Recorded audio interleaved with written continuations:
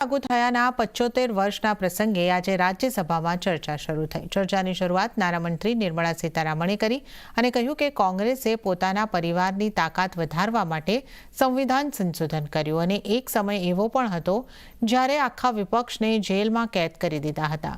પોતાના ભાષણમાં નાણામંત્રીએ કોંગ્રેસ ઉપર ચારે તરફથી પ્રહાર કર્યા અને કહ્યું કે કોંગ્રેસ જીએસટી લાગુ નહીં કરી શકી અને જ્યારે મોદી સરકારે જીએસટી लागू કર્યો એટલે કોંગ્રેસને વધારે સમસ્યા થઈ।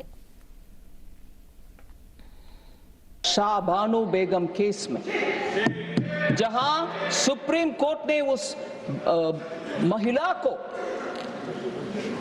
न्याय दिलाने के लिए, एलिमनी देने के लिए, डाइवर्स के बाद जो पैसा मिलना चाहिए वो दिलाने के लिए कोर्ट से जो आदेश आए, the Congress party passed the Muslim Women Protection of Rights on Divorce Act 1986, which denied, it's very important, it denied Muslim women their right to alimony। सामाजिक न्याय, महिला के लिए न्याय मिलना नहीं चाहिए, चाहे वो कोर्ट में से आता है या कुछ और जगह से आता है, हम कानून से उनको नकार देंगे। तो नाણામંત્રીના આરોપ ઉપર જવાબ આપતા કોંગ્રેસ અધ્યક્ષ મલ્લિકાર્જુન ખડગેએ કહ્યું કે બીજેપી યોગ્ય રૂપે સંવિધાનને નથી ગણતી। 55 साल में आपने क्या किया, 70 साल में क्या?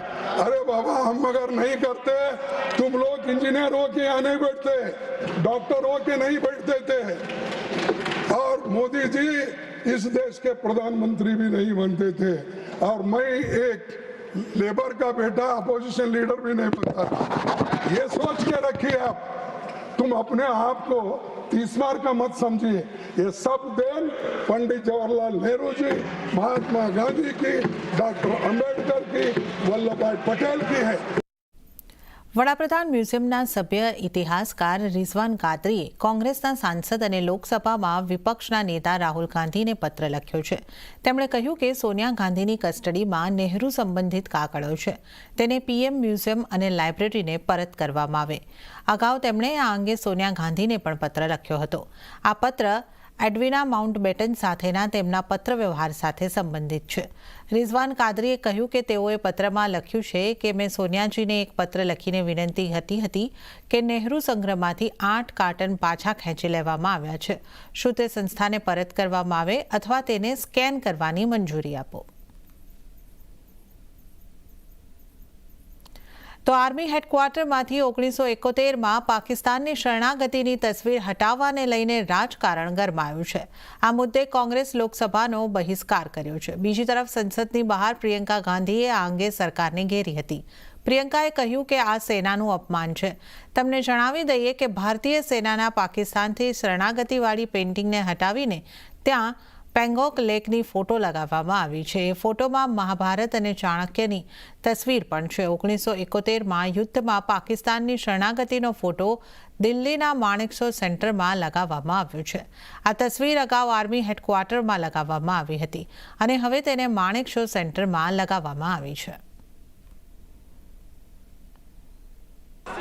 हेडक्वार्टर्स में से आज सेना के हेडक्वार्टर्स में से वो तस्वीर उतारी गई है जिसमें पाकिस्तान की सेना आत्मसमर्पण कर रही है हिंदुस्तान भारत की सेना के सामने।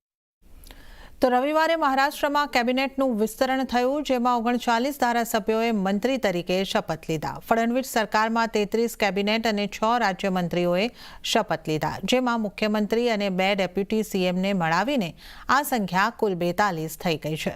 ફડણવીસ સરકારમાં 19 બીજેપી, 11 શિવસેના અને 9 એનસીપીના મંત્રી બનાવવામાં આવ્યા છે, પરંતુ શિંદે સરકારના 12 મંત્રીઓને તેમાં સ્થાન નથી મળ્યું।